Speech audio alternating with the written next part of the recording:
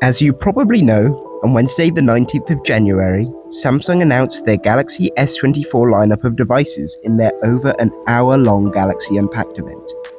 Most people don't have that much time to dedicate to watching tech announcements, so I am here to summarize it in only 6 minutes, starting now. Samsung announced 3 phones at the event: the regular S24, the Plus, and the Ultra. The design of all 3 is very similar to the previous S23 lineup, except for a general increase in boxiness and a flat display on the Ultra. The glass is stronger than before, it's called Gorilla Armor, and the Ultra has a titanium frame just like the iPhone 15 Pro and Pro Max.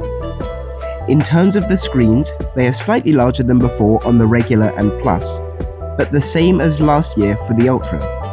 However, all phones now have a much improved peak brightness of 2600 nits, well above the 1750 nits of last year. Other improvements include the batteries of the regular and Plus models, which are raised to 4000 and 4900 mAh respectively, and the silicon inside all 3. Now this is a bit more confusing, but essentially you will get the Snapdragon 8 Gen 3 on all phones inside the US, and only on the Ultra outside of the US. Non-US markets will get the Exynos 2400 on the regular and Plus. Also, the S23 Ultra in both markets will use the Snapdragon 8 Gen 3 for Galaxy instead of the regular one. Before we get to all of the Galaxy AI features, there were a few other things Samsung announced. First, Quick Share, Samsung's version of AirDrop, is replacing Nearby Share, Google's worst version of AirDrop. Therefore, you will be able to quick share from any Android, Chrome OS, and Windows device to any other, just as you can in the Apple ecosystem already. Second, the camera hardware on the base and Plus phones are the same as last year, and all of the cameras except the 10x are the same on the Ultra. The 10 megapixel 10x camera on the S23 Ultra has been replaced by a 50 megapixel 5x camera. This should be more useful for most people and still provide a good 10x experience due to the megapixel bump, though make sure to subscribe to see my comparison between the 2 phones when my S24 Ultra arrives. Looking at software, there will be a general post-processing improvement due to the better chip and simple improvements over time. And interestingly, all 3 phones will have native camera support within Instagram and Snapchat, finally catching up to the iPhones in that regard.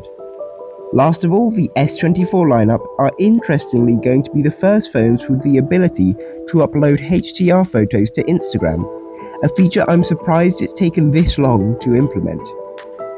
Now, we finally get onto the star of the event, Galaxy AI. The name encompasses a plethora of features, including real-time voice translation on calls in 13 different languages. It also remembers context languages. Interpretation, just like Google Translate. In-chat translation called Chat Assist. And by the way, all of those features are on-device using Google's Gemini Nano language model. Tone edition of text. Group chat summaries, address detection from messages, ETA sharing, and quick reply to messages in Android Auto. Transcripts of voice recordings separated into all of the different speakers and with a summary of the entire thing. Auto formatting and summarization of notes made in Samsung Notes. And finally, a bunch of new editing features in Gallery, such as moving objects, tilting a photo and filling in the black space, and creating slow motion from normal videos. By the way, making any AI edits in Samsung Gallery will result in a Galaxy AI watermark being added to the bottom left of the image and the metadata being changed too. If you're worried about privacy with any of these features, there will be a setting which allows you to turn off cloud processing for AI, meaning only the locally run features, such as the translation, will work. Although they did not announce this at the event, Samsung may begin to charge for these in 2026. But that's not guaranteed, we'll just have to wait and see.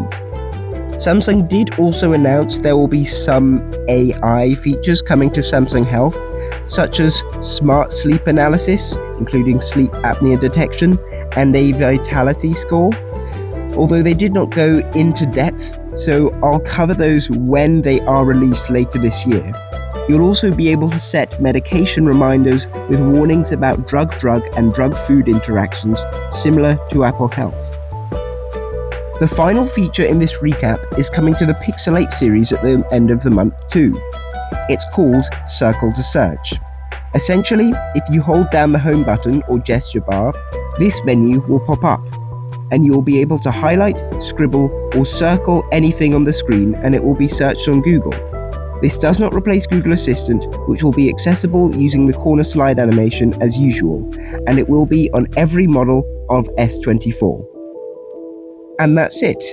I hope you enjoyed this video and now understand everything about the S24 Samsung announced last Wednesday. Please like the video if you want to, and as I said before, make sure to subscribe if you'd like to see more when my S24 Ultra arrives, including cool new features, a review of Galaxy AI, and a comparison with the S23 Ultra. Anyway, hope you enjoyed, and thanks for watching.